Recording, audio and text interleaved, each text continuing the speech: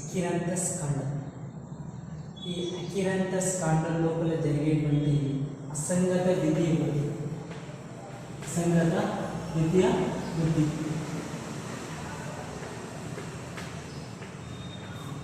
ఈ అసంగత ద్వితీయ వృద్ధి అకిరాంతస్ కాండంలో అసంగత ద్వితీయ వృద్ధి ఏ విధంగా జరుగుతుంది అని చెప్పేసి అని చూద్దాం ఈరోజు. దీంట్లో తీసుకుంటే మనకి ఈ అకిరాంతస్ కాండం ప్రాథమిక నిర్మాణాన్ని పరిశీలిస్తే అకిరాంతస్ అస్పెరా అనేటువంటి ఈ మొక్క అమెరాంథేసి ఫ్యామిలీకి చెందినటువంటి అమెరాంథేసి కుటుంబానికి చెందినటువంటి అకిరాంతస్ అస్పెరా లోపల జరిగేటువంటి అసంగత ద్వితీయ వృద్ధి ఏ విధంగా జరుగుతుంది. ఈ అకిరాంతస్ ప్రాథమిక నిర్మాణాన్ని చూస్తే ఈ కాండం అడ్డుకోత అకిరాంతస్ కాండం లోపల జరిగేటువంటి అసంగత ద్వితీయ వృద్ధి. ఈ కాండం యొక్క అడ్డుకోత అంటే ప్రాథమిక నిర్మాణాన్ని పరిశీలిస్తే మనకి ప్రధానంగా మూడు భాగాలు అనేటువంటివి కనిపిస్తున్నాయి. ఒకటి బాహ్య చర్మము. కాండం యొక్క అడ్డుకోత లోపల ప్రాథమిక నిర్మాణం లోపల మనకి కనిపించేటువంటి భాగాలు మూడు. ఒకటి బాహ్య చర్మము, రెండవది వచ్చేసి వల్కలము, మూడవది వచ్చేసి మనకి ప్రసరణ స్తంభము అని ప్రధానంగా మనకి ఎన్ని భాగాలు కనిపిస్తున్నాయంటే మూడు భాగాలు అనేటువంటివి కనిపిస్తున్నాయి. దీంట్లో మొదటి భాగమైనటువంటి బాహ్య చర్మాన్ని పరిశీలిస్తే అకిరాంతస్ కాండం లోపల జరిగేటువంటి అసంగత ద్వితీయ వృద్ధి ఏ విధంగా జరుగుతుంది అని చెప్పేసి తెలుసుకుందాం. దీంట్లో బాహ్య చర్మాన్ని పరిశీలిస్తే బాహ్య చర్మం వచ్చేసి మనకి ఏకకణ వరుస లోపల ఏకకణీయతమైనటువంటి ఏకశ్రేణీయత దగ్గరగా ఎలాంటి కణాంతర అవకాశాలు లేకుండా అమరి ఉన్నటువంటి నిర్మాణాన్ని ఏం చెప్తామంటే మనం బాహ్య చర్మము అని చెప్తున్నాం. ఏమంటున్నామంటే బాహ్య చర్మం. ఈ బాహ్య చర్మం లోపల ప్రతి కణం కూడా మనకి మందమైనటువంటి అంటే ప్రతి కణాన్ని ఆవరిస్తూ ఉండేటువంటి కనకవచం వచ్చేసి మందమైనటువంటి కనకవచం చేత నిర్మితమైనటువంటి ఇలాంటి కణాంతర అవకాశాలు లేకుండా దగ్గరగా అమరి ఉన్నటువంటి నిర్మాణాన్ని అంటే గాడులు, అదేవిధంగా బొక్కులు, ఎత్తు చూడండి, పల్లము ఎత్తు, గాడి బొక్కులు, బొక్కులను కలిగి ఉండేటువంటి నిర్మాణాన్ని ఏం చెప్తామంటే మనం బాహ్య చర్మము అని చెప్పేసి అని చెప్తున్నాం. ఏమంటున్నామంటే బాహ్య చర్మం. చూడండి, ఇదేంటంటే గాడి, ఇదేంటంటే గొప్పు. ఇది గాడులు, గొప్పులు కలిగి ఉండేటువంటి నిర్మాణం, అందమైనటువంటి కనకవచాలను కలిగినటువంటి నిర్మాణం ఏంటంటే బాహ్య చర్మము. ఈ బాహ్య చర్మాన్ని ఆవరిస్తూ వెలుపల వైపు క్యూటిన్ అనేటువంటి పదార్థం, బాహ్య చర్మాన్ని ఆవరిస్తూ వెలుపల వైపు మనకి క్యూటిన్ అనేటువంటి పదార్థం చేత ఏర్పడినటువంటి మందమైనటువంటి మైనం పొర ఉంటుంది. ఈ పొరని ఏం చెప్తున్నామంటే మనం అవభాసిని పొర అని చెప్పేసి చెప్తున్నాం.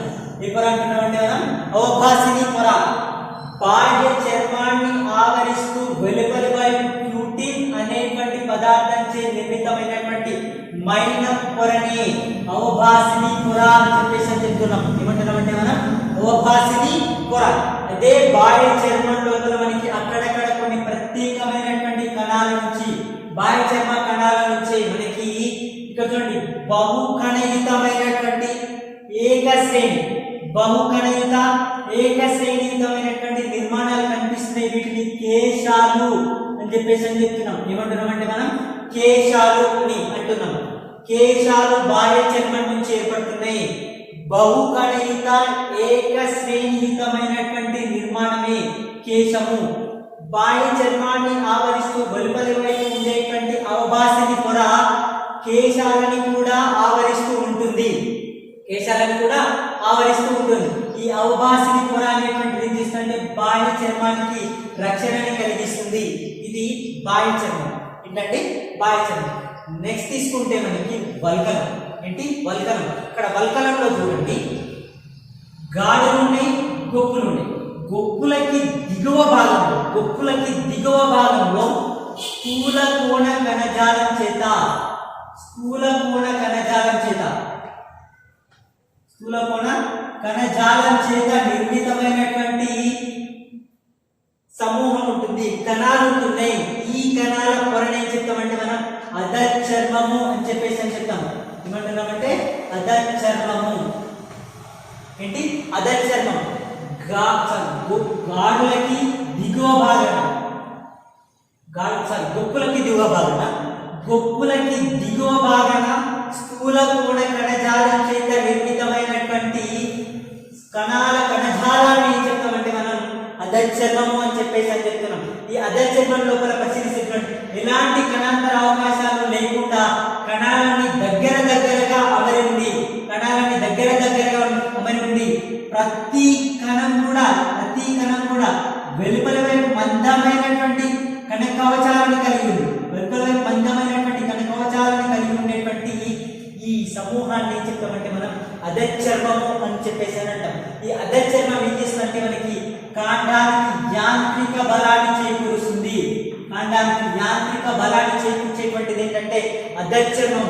ఎగ్జాక్ట్ ఎక్కడ ఉంటుందంటే మనకి గొప్పుల యొక్క దిగువ భాగం లోపల ఉంటుంది. ఇక్కడ ఉంటుందంటే గొప్పుల యొక్క దిగువ భాగం లోపల స్థూల కోణ కణజాలం చేత నిర్మితమైనటువంటి కణాలే ఏంటంటే అధచర్మము. కణాలు దగ్గరగా మరిన్ని కణాంతర అవకాశాలు లేవు, మందమైనటువంటి కణ కవచాలను కలిగినటువంటి ఈ నిర్మాణం అనేటువంటిది గొప్పులకి దిగువ భాగం లోపల ఉండి ఏం చేసినట్టే కాండానికి యాంత్రిక బలాన్ని చేకూరుస్తుంది. ఈ కాండానికి యాంత్రిక బలాన్ని చేకూర్చేటువంటిది ఏంటంటే అధచర్మము. నెక్స్ట్ తీసుకుంటే మనకి ఇదే అధచర్మానికి ఇరువైపులా అంటే గాడులకి, దేనికంటే గాడులకి దిగువ భాగం లోపల, ఇది గాడి అంటున్నాం, గాడులకి దిగువ భాగం లోపల మనకి హరిత మృదు కణజాలం అనేటువంటిది ఉంటుంది. ఏముంటుందంటే హరిత మృదు కణజాలం. హరిత మృదు కణజాలం ఇక్కడంటే గాడులకి దిగువ భాగం లోపల స్థూల కోణ కణజాలంతో నిర్మితమైనటువంటి అధచర్మానికి ఇరువైపులా మనకి హరిత మృదు కణజాలం లోపల ఉండేటువంటి మృదు కణజాలంలో ఒక రకమైనటువంటి హరిత మృదు కణజాలం ఉంటుంది. ఈ హరిత మృదు కణజాలంలో ఉండటం వల్ల ప్రతి కణ లోపల కూడా మనకి ఏం కనిపిస్తున్నాయంటే హరిత రేణువులు అనేటువంటి ఉంటున్నాయి. ఏముంటున్నాయంటే ప్రతి కణ లోపల కూడా మనకి హరిత రేణువులు ఉంటున్నాయి. సో ఈ విధంగా హరిత రేణువులు ఉండడం వల్ల ఇది కిరణజన్య సంయోగ క్రియ లోపల పాల్గొంటుంది. ఎందులో పాల్గొంటుందంటే కిరణజన్య సంయోగ క్రియ లోపల పాల్గొంటుంది. ఇది హరిత మృదు కణజాలాన్ని కలిగినటువంటి వల్కల భాగము. అదేవిధంగా ఈ వల్కల భాగం లోపల మృదు కణజాలం చేత నిర్మితమైనటువంటి మృదు కణజాలం చే నిర్మితమైనటువంటి కణాంతర అవకాశాలను కలిగి ఉన్నటువంటి నిర్మాణాన్ని, కణాంతర అవకాశాలను కలిగి అదేవిధంగా కణ కవచాలు పలుచనైనటువంటి కణ కవచాలను కలిగి ఉండేటువంటి వల్కల భాగాన్ని చెప్తామంటే దీన్ని సామాన్య వల్కలము అని చెప్పేసి అంటున్నాం. ఏమంటున్నామంటే సామాన్య వల్కలం. ఈ సామాన్య వల్కలం వచ్చేసి మృదు కణజాలం చేత నిర్మితం. ఈ కణజాలం చేత నిర్మితం అంటే మృదు కణజాలం చేత నిర్మితం.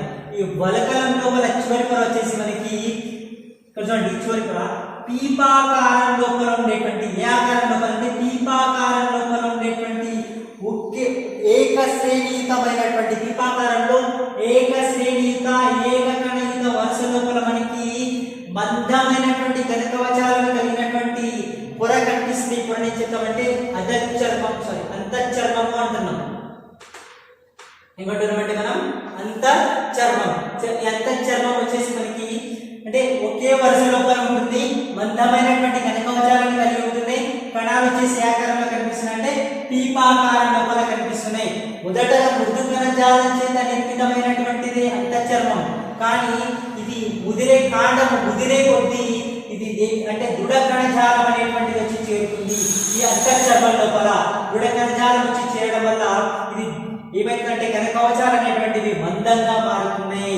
దేనిగా మారుతుందంటే మందంగా మారుతుంది. సో ఇప్పుడు చూస్తే మనం వల్కల భాగాన్ని పరిశీలిస్తే స్థూల కోణ కణజాలంచే నిర్మితమైనటువంటి అధచర్మము, హరిత మృదు కణజాలంచే నిర్మితమైనటువంటిది వల్కల భాగము, మృదు కణజాలంచే నిర్మితమైనటువంటి సామాన్య వల్కలము, అదేవిధంగా మొదట మృదు కణజాలం చేత నిర్మితమైనటువంటిదే కానీ ముదిరే కొద్ది కాండం ముదిరే కొద్ది ప్రాథమిక దశ లోపల ఇక్కడ మృదు కణజాలం ఉంటుంది. అది నెక్స్ట్ పరిపక్వ దశ లోపలికి వచ్చి రాగానే కాండం అనేటువంటిది దేనిగా మారుతుందంటే ఇది అంటే ఏ కణజాలం వచ్చి చేరుతుందంటే ఇక్కడ లిగ్నిన్ అనేటువంటి పదార్థం వచ్చి చేరడం వల్ల ఇది దృఢ కణజాలం వచ్చి చేరుతుంది. సో ఈ విధంగా చేయడం వల్ల ఈ అంతఃచర్మం అనేటువంటిది మనకి దృఢ కణజాలం చేత నిర్మితమై ఉంటుంది.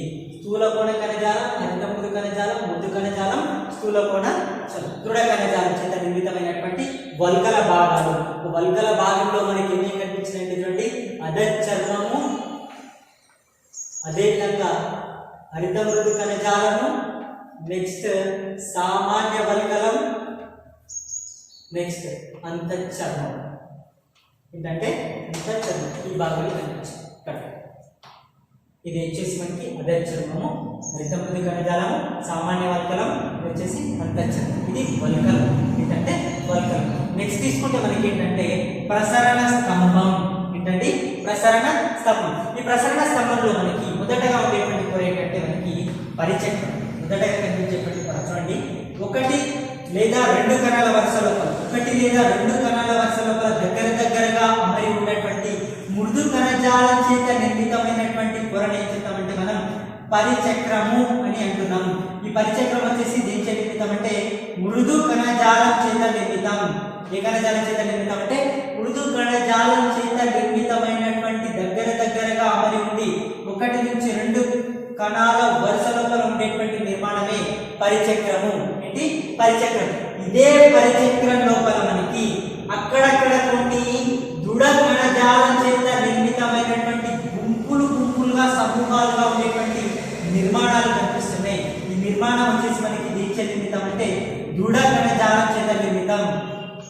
దేని చేత నిర్మితం అంటే దృఢ కణజాలం చేత నిర్మితం. సో ఈ విధంగా దృఢ కణజాలం చేత నిర్మితమైనటువంటి అంటే మృదు కణజాలం చేత నిర్మితమైనటువంటి పరిచక్రం లోపల కణాల మధ్య భాగం లోపల అక్కడక్కడ దృఢ కణజాలం చేత నిర్మితమైనటువంటి కణాలు కూడా కనిపిస్తున్నాయి. ఇక్కడ అనేది పరిచక్రం లోపల. ఏ భాగంలో అంటే మనకి పరిచక్రం లోపల. నెక్స్ట్ తీసుకుంటే నెక్స్ట్ ప్రసరణ స్తంభం లోపల మొదటగా కనిపించేటువంటి పొర పరిచక్రం. రెండవది వచ్చేసి మనకి ప్రసరణ స్తంభంలో మొదటగా ఏం కనిపించిందంటే పరిచక్రము. రెండవది వచ్చేసి నాళికా పుంజాలు. మూడవది వచ్చేసి మనకి దవ్వ. ఏం కనిపిస్తుంది అంటే దవ్వ అనేటువంటిది కనిపిస్తుంది. చూడండి, ప్రసరణ స్తంభంలో పరిచక్రము, నాళికా పుంజాలు, దవ్వ. పరిచక్రము, నాళికా పుంజము, దవ్వ అనేటువంటిది ప్రస్ఫుటంగా కనిపిస్తుంది. దీంట్లో మొదటిది పరిచక్రం అనేటువంటిది కనిపిస్తుంది. నెక్స్ట్ తీసుకుంటే నాళికా పుంజాలు. ఈ నాళికా పుంజాలని తీసుకుంటే మనకి ఈ నాళికా పుంజాలు వచ్చేసి ఏ రకమైనటువంటి నాళికా పుంజాలు అంటే ఇక్కడ చూడండి, నాళికా పుంజంలో దారువు మరియు పోషక కణజాలం. నాళికా పుంజంలో ఏముంటుందంటే దారువు నుండి పోషక కణజాలం అనేటువంటిది ఉంటుంది. దారువు పోషక కణజాలాన్ని వేరు చేస్తూ మనకి ఇక్కడ విభాజక కణావళి అనేటువంటిది ఉంటుంది. ఏముంటుందంటే విభాజక కణావళి, కేంద్రీయం అనేటువంటిది. దారుని పోషక కణజాలాన్ని వేరు చేస్తే ఏముంటుందంటే మనకి విభాజక కణావళి ఉంటుంది. కాబట్టి దీన్ని వివృతము అని అంటున్నాం. ఏంటంటే వివృతం. ఏంటి వివృతం. ఈ నాళికా పుంజం రకం వచ్చేసి మనకి సంయుక్త సహపార్శ్వ అంతర ప్రథమ దారుక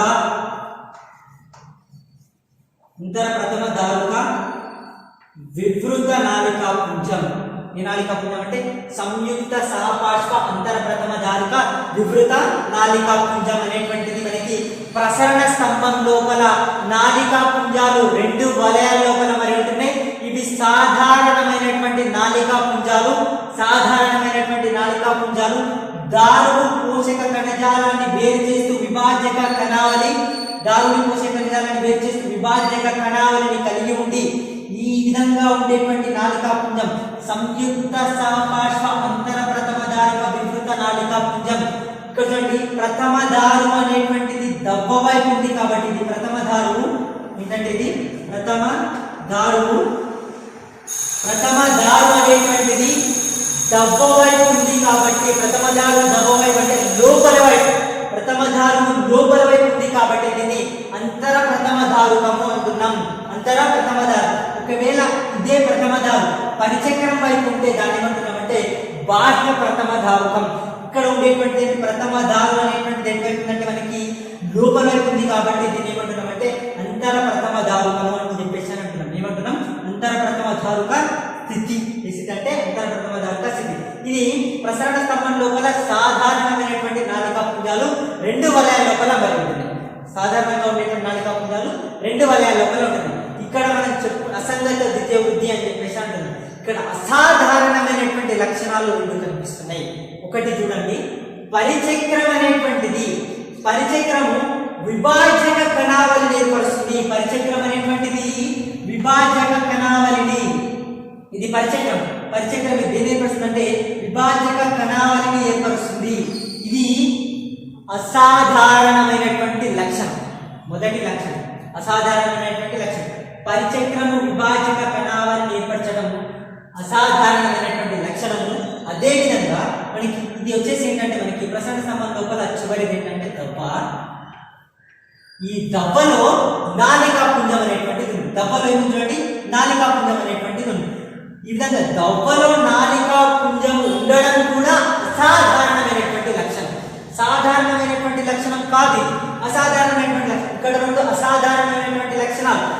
కాండం ద్వితీయ వృద్ధిలో పాల్గొనేటప్పుడు, ద్వితీయ వృద్ధి జరిగేటప్పుడు ఇక్కడ మనకి పరిచక్రం నుంచి విభాజక కణావళి ఏర్పడడం అసాధారణమైనటువంటి లక్షణం. అదేవిధంగా దవ్వ లోపల కూడా మనకి ఏమున్నాయంటే నాళికా పుంజాలు అనేటువంటివి ఉన్నాయి. ఇది కూడా ఏంటంటే అసాధారణమైనటువంటి లక్షణం. దవ్వలో నాళికా పుంజాలు కలిగి ఉండడం అసాధారణమైనటువంటి లక్షణం. కాబట్టి ఇక్కడ జరిగేటువంటి ద్వితీయ వృద్ధి ఏ రకానికి చెందినటువంటి ద్వితీయ వృద్ధి అంటే అసంగత ద్వితీయ వృద్ధి. ఏ రకానికి చెందినటువంటి అంటే అసంగత ద్వితీయ వృద్ధి. ద్వితీయ వృద్ధి వచ్చేసి మనకి 2 రకాలుగా జరుగుతుంది. ఒకటి సాధారణమైనటువంటి ద్వితీయ వృద్ధి, రెండవది వచ్చేసి అసంగత ద్వితీయ వృద్ధి. ఏంటంటే అసంగత ద్వితీయ వృద్ధి. ఎకిరాంతస్ కాండం లోపల జరిగేటువంటి ద్వితీయ వృద్ధి ఏంటంటే మనకి అసంగత ద్వితీయ వృద్ధి. ఇక్కడ 2 అసాధారణమైనటువంటి లక్షణాలు ఉన్నాయి కాబట్టి జరిగేటువంటి ద్వితీయ వృద్ధి ఏ రకానికి చెందిందంటే అసంగత ద్వితీయ వృద్ధి అన్నమాట. ఏ రకానికి చెందిందంటే అసంగత ద్వితీయ వృద్ధి. దీంట్లో చూద్దాం మనం. దవ్వలో నాళికా పుంజం, దవ్వ లోపల ఉండేటువంటి నాళికా పుంజం. చూడండి, ప్రసరణ స్తంభం లోపల ఉండేటువంటి నాళికా పుంజం ఏ రకమైనటువంటి నాళికా పుంజము, దవ్వ లోపల ఉండేటువంటి నాళికా పుంజం కూడా అదే విధమైనటువంటి నాళికా పుంజం. పోషక కణజాలము మరియు దారులు అదేవిధంగా విభాజక కణావళిని కలిగి ఉంటుంది. ఇది ఈ రకానికి చెందినటువంటి అంటే సంయుక్త సహపార్శ్వ అంతర ప్రథమ దారుక వివృతమైనటువంటి నాళికా పుంజం. ఈ నాళికా పుంజాలు దవ్వ లోపల 2 నాళికా పుంజాలు ఉంటున్నాయి. 2 నాళికా పుంజాలు అండాకారం లోపల ఉంటున్నాయి. 2 కూడా అభిముఖంగా ఉంటున్నాయి. 2 అండాకారం లోపల ఉండేటువంటి నాళికా పుంజాలు 2 కూడా అభిముఖంగా ఉంటున్నాయి. ఈ నాళికా పుంజాలు వచ్చేసి అంటే దవ్వలో నాళికా పుంజాలు ఉండడం అసాధారణమైనటువంటి లక్షణం. ఈ నాళికా పుంజాలు అనేటువంటి విభాజక కణావళి ఉంది కాబట్టి నాళికా పుంజాలు ఏమైందంటే మనకి ద్వితీయ పోషక కణజాలను ద్వితీయ దారులు ఏర్పరచుకొని ఇవి సాధారణంగా మనకి పరిమాణం లోపల పెద్దగా మారుతున్నాయి. ఈ 2 నాళికా పుంజాలు అనేటువంటి సంయుక్త సహపార్శ్వ అంతర ప్రథమ దారుక వివృత నాళికా పుంజాలు దవ్వ లోపల ఉంటున్నాయి. ఇక్కడ ఉంటుందంటే మనకి దవ్వ లోపల ఉంటుంది. 2 అసాధారణమైనటువంటి లక్షణం ద్వితీయ వృద్ధి జరుగుతుంది. అసాధారణమైనటువంటి లక్షణాలను కలిగి ద్వితీయ వృద్ధి లోపల పాల్గొనడం వల్ల దీన్ని ఏమంటున్నామంటే అసంగత ద్వితీయ వృద్ధి అని చెప్పేసి అంటున్నాం. ఏమంటున్నామంటే మనం అసంగత ద్వితీయ వృద్ధి. ఇప్పుడు చూద్దాం మనం అసంగత ద్వితీయ వృద్ధి ఏ విధంగా జరుగుతుంది. దీంట్లో అకిరాంతస్ కాండం లోపల మనకి అసంగత ద్వితీయ వృద్ధి అనేటువంటిది ఏ విధంగా జరుగుతుంది.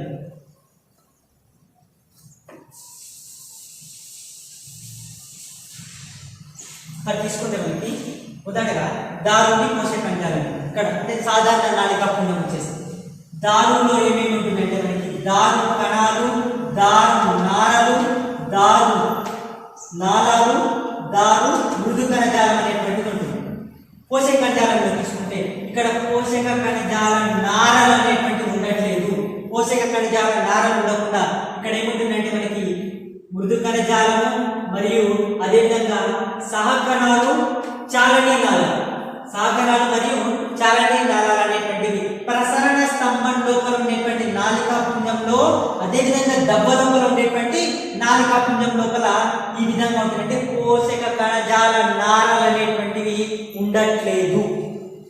పోషక కణజాలం లోపల.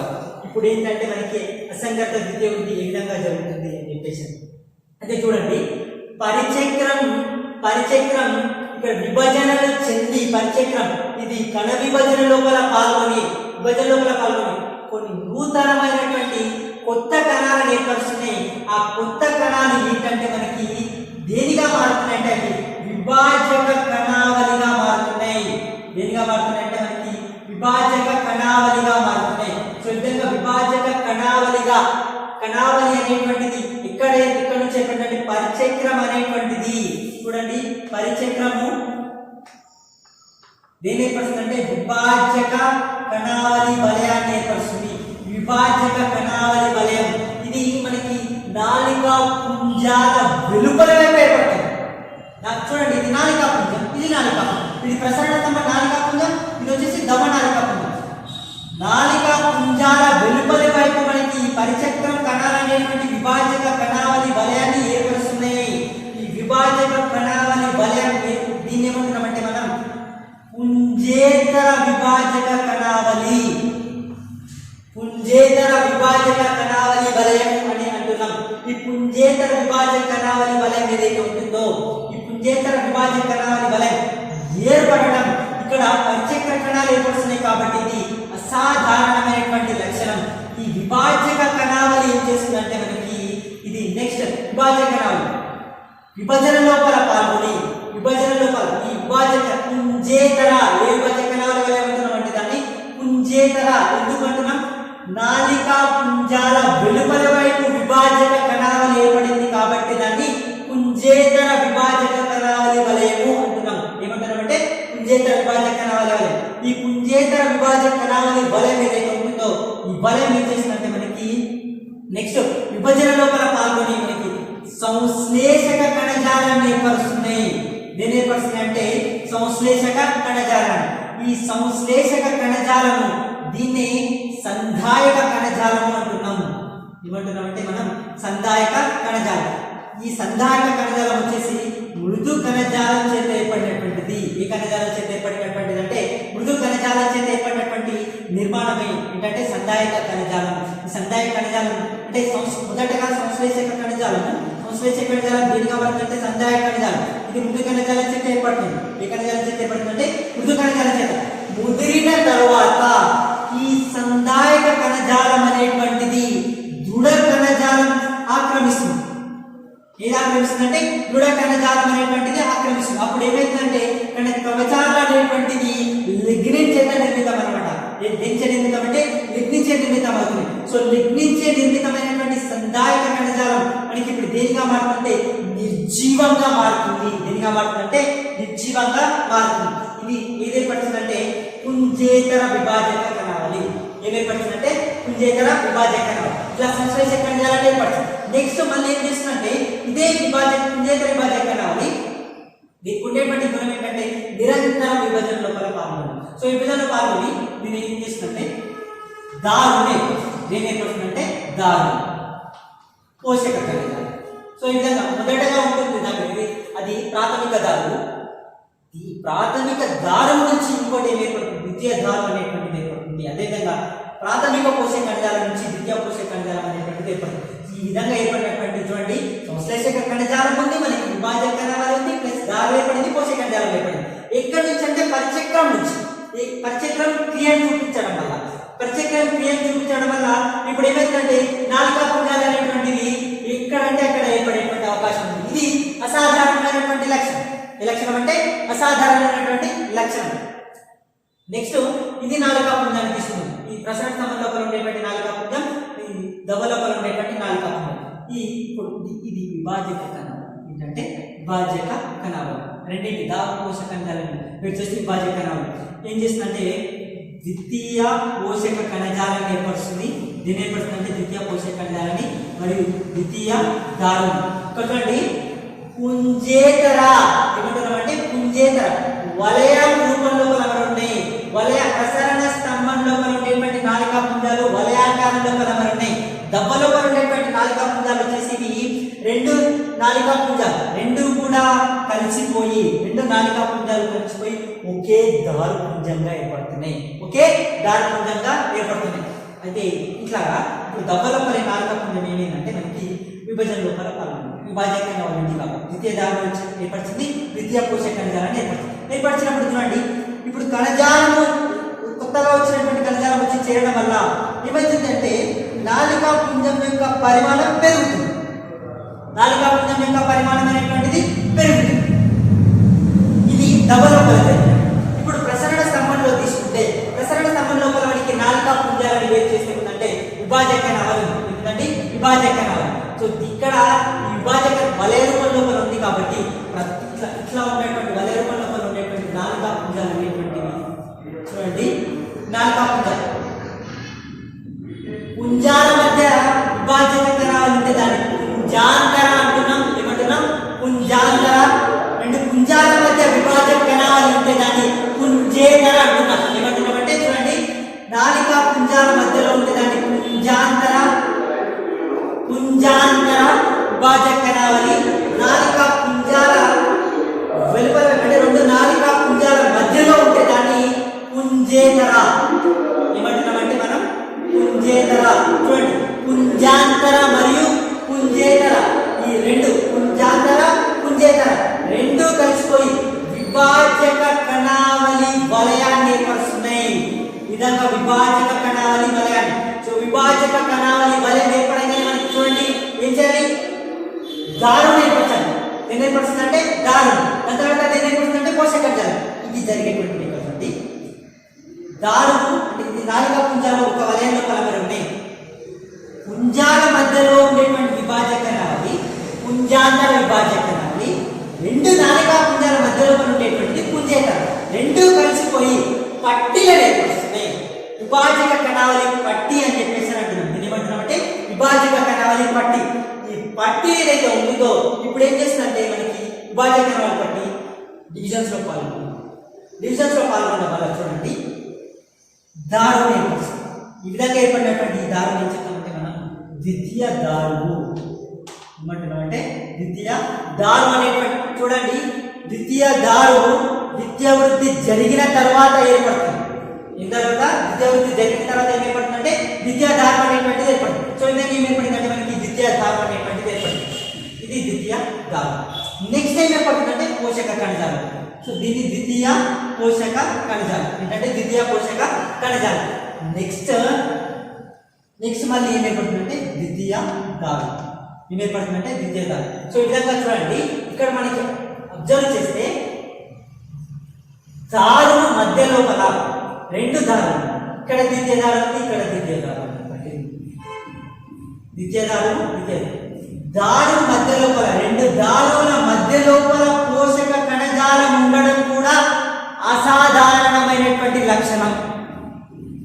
రెండు దారుల మధ్య లోపల మనకి పోషక కణజాలం ఉండడం కూడా అసాధారణమైనటువంటి లక్షణం. ద్వితీయ వృద్ధి జరిగినప్పుడు ఏం ఏర్పడాలంటే మనకి దారు పోషక కణజాలం అనేటువంటిది ఏర్పడాలి వ్యాసార్థాల లోపల మనకి. ఈ విధంగా అంటే వ్యాసార్థ అమరిక లోపల ఏర్పడాలి. కానీ ఇక్కడ చూడండి మనకి రెండు దారుల మధ్య లోపల మనకి పోషక కణజాలం అనేటువంటిది ఉంది. ఈ పోషక కణజాలాన్ని కలిగి ఉంది కాబట్టి దీన్ని ఏమంటున్నామంటే అసంగతమైనటువంటి లక్షణం. ఏ లక్షణం అంటే ఇది అసంగతమైనటువంటిది, అసాధారణమైనటువంటి లక్షణం. ఈ విధంగా పోషక కణజాలం ఉంటే దాన్ని ఏమంటున్నామంటే మనం అంతర్వేశిత పోషక కణజాలము. ఏమంటున్నామంటే మనం అంతర్వేశిత పోషక కణజాలము ఏమంటున్నామంటే దీన్ని అంతర్వేశిత పోషక కణజాలము అని చెప్పేసి అంటున్నాం. ఈ విధంగా మనకి చూడండి సంశ్లేషక కణజాలం ఏర్పడింది. ఇక్కడ దవ్వ లోపల నాలికా పుంజాల పరిమాణం ఏర్పడింది. నెక్స్ట్ ద్వితీయ దారు ఏర్పడింది. అదేవిధంగా ద్వితీయ పోషక కణజాలం అనేటువంటిది ఏర్పడింది. సో ఈ విధంగా అంటే నూతనమైనటువంటి కణజాలం అనేటువంటిది ఏర్పడుతుంది. ఏర్పడినప్పుడు ఏమైందంటే కాండం యొక్క దవ్వ యొక్క పరిమాణం పెరిగింది. అదేవిధంగా ప్రసరణ స్తంభం యొక్క పరిమాణం పెరిగింది. ఇది మొత్తం ప్రసరణ స్తంభం. సో ప్రసరణ స్తంభం లోపల ఏమిటంటే పరిమాణం అనేటువంటిది పెరిగింది. సో ఈ విధంగా పరిమాణం పెరిగినప్పుడు ఏమైందంటే కాండం సన్నగా ఉన్నటువంటి కాండం ఏమైందంటే మనకి పెరుగుదల అనేటువంటి చూపిస్తుంది. దృఢంగా మందంగా మారుతుంది. వైశాల్యం లోపల ఇది పెరుగుదలను చూపిస్తుంది. దీన్ని ఏమంటామంటే మనం సెకండరీ గ్రోత్ ద్వితీయ వృద్ధి. ఇక్కడ కిరాంతస్ కాండం లోపల జరిగేటువంటి ద్వితీయ వృత్తి ఏ రకానికి చెందినటువంటి అంటే అసంగత ద్వితీయ వృత్తి. అంటే అసంగత ద్వితీయ వృత్తి ఇది కిరాంతస్ కాండంలో జరిగేటువంటి అసంగత ద్వితీయ వృత్తి. Thank you.